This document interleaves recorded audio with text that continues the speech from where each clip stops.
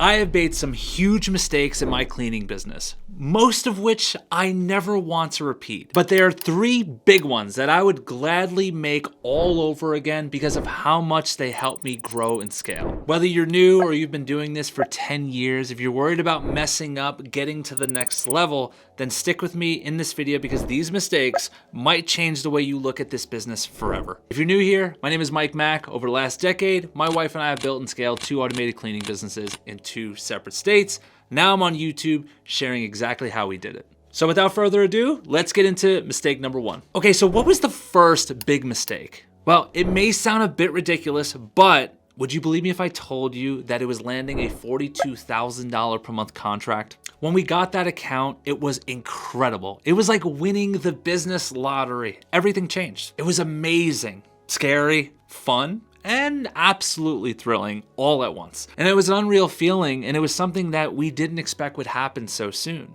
With just 1 contract, my company doubled, and I officially hit the $1 million mark. That's the dream, right? Well, here's the thing. As exciting as it was, there was a flip side to that coin. Like they say, nothing in life is ever black or white. After a very hectic few weeks of staffing and setting up some rock solid systems, my $42,000 per month account was finally ready to run without me. But just as I was laying my head on my pillow that night, panic set in because the thought of, what if I lose this account, hit me. I'd go from $1 million business to a $500,000 business practically overnight. What about all my new employees? What would they do if this account dropped us? I mean, I was terrified thinking about it. Imagine walking a tightrope with no safety net. Right? Just one little slip and it's a long way down. And for a while, I had trouble sleeping because of it. It was like building a big castle on one giant foundational stone. I mean, sure, it's impressive, but if that stone cracks or shifts just a little bit, then my castle is going to come crashing down like a house of cards. Now that right there is the risk of putting so much into one big account.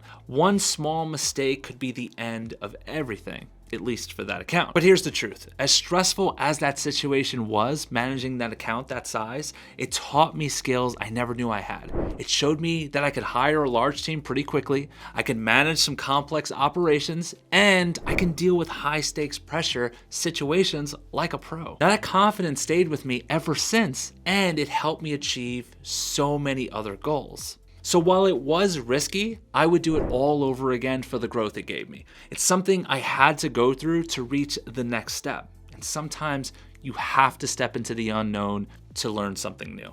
Okay, if the first mistake was about making a lot of money, what could the second one be? Now, it's something that a lot of new business owners struggle with and sometimes leads to their whole business collapsing. Now, you might already be thinking about it, but this mistake number 2 is hiring family. Okay, some of you may be thinking, wait, Mike, but how could helping out your brother or your mother with a job hurt your business? Fair question. Here's what makes it tough. When you hire family, the dynamic completely changes. You're no longer just siblings, cousins, friends. You're now their boss. Suddenly, you're navigating tough conversations like, you've changed, or why are you treating me different?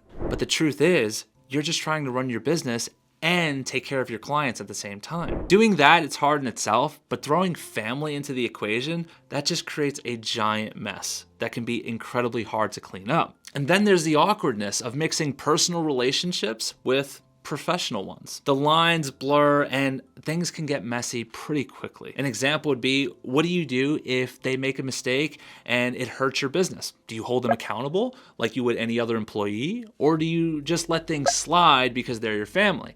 Either way, it feels like you can't win. And when things go south, it's just not the business that suffers. It's also your personal life too.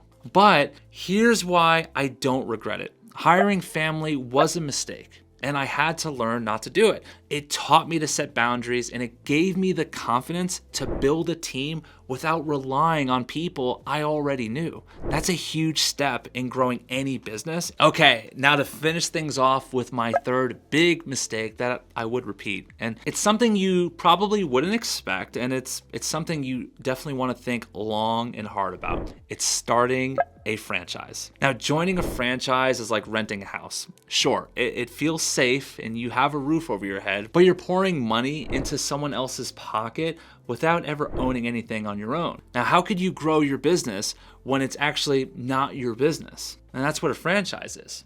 Now, you might have heard stories of McDonald's and Starbucks franchising and thought to yourself, oh, why doesn't everyone just do that? It seems so good. You instantly have a brand and all of its customers.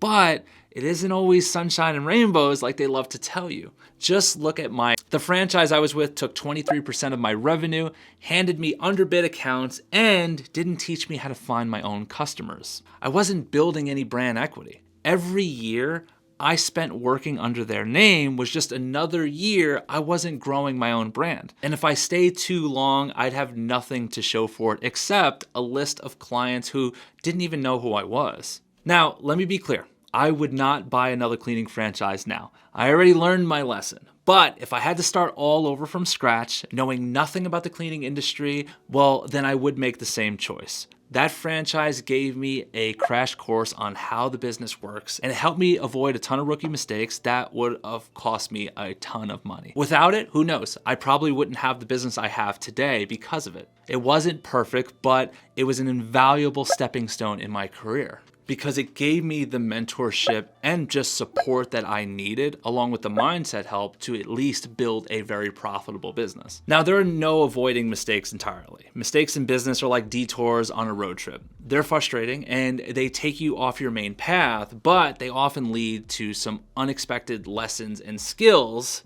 that would be tough to learn without mentorship. Now, some of mine completely changed my way of thinking, and I don't know where I'd be without them. So whether you're trying to scale your business to the next level, or you are trying to get this thing off the ground so you could build a cash flowing asset for you and your family, and you are interested in skipping all of the countless mistakes that I have made to get where I am today, then I'd like to invite you to click the link below this video and book a call with my team. It's 100% free.